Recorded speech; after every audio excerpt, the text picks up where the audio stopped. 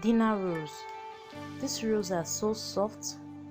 You can eat them with whatever you want. Adding flour to my bowl. They're also very easy to make.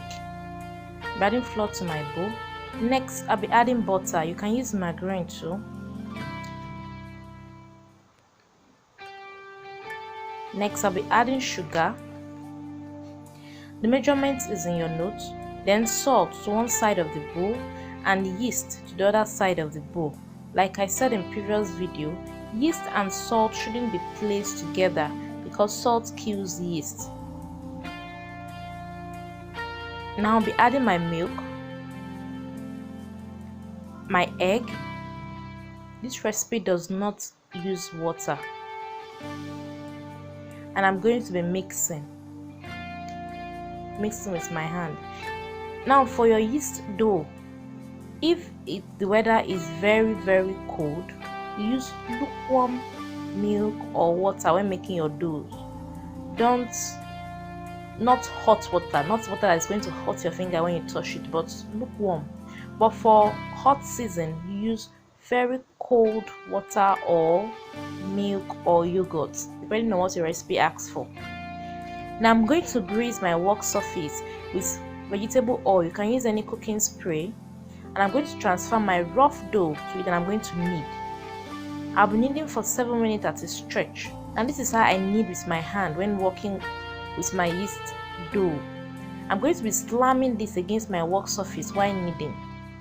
The slamming of it is much more easier, and it saves your shoulder a lot of stress. It saves it from a lot of stress than when you knead with your hand. So I'm just slamming it to my work surface, and this dough is going to turn from a non-sticky dough to a sticky stage. This is a sticky stage, then it will turn back again to a non-sticky stage. That shows that your dough is ready. You can also use the lamination method or the window pan method rather. You stretch your dough to know if it is ready. And this is after 8 minutes. I'm still slamming it against my work surface. Your dough is going to be very smooth. It's not going to be sticky to your hand, and it's going to clean your work surface.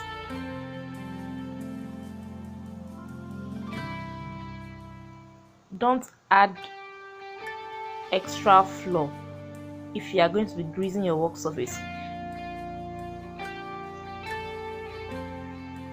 Now my dough has been well kneaded.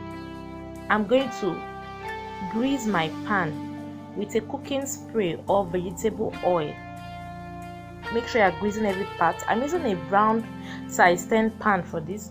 You can use a loaf pan, you can use a square pan, you can use a rectangular pan.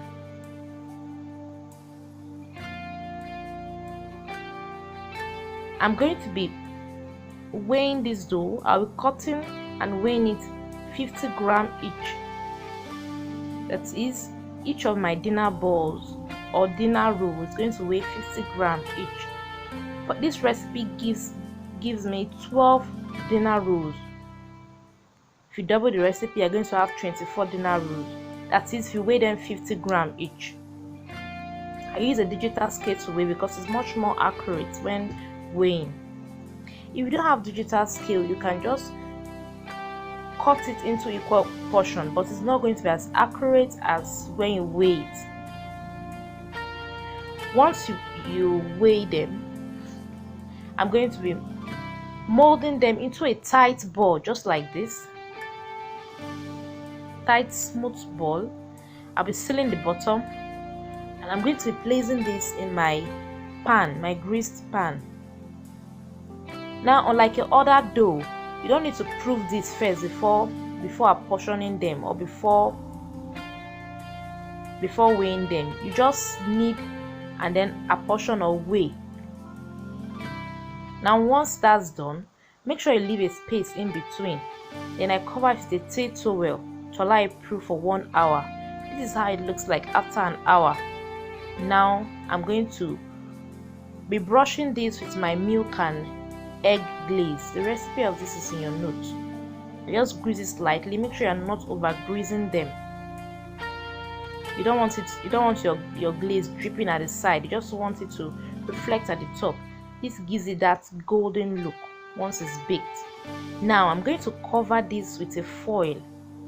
Unlike your other dough recipes, this particular one is going to be baked like this, covered in a foil. This is how it looks like. The reason why we cover it is to make it super moist.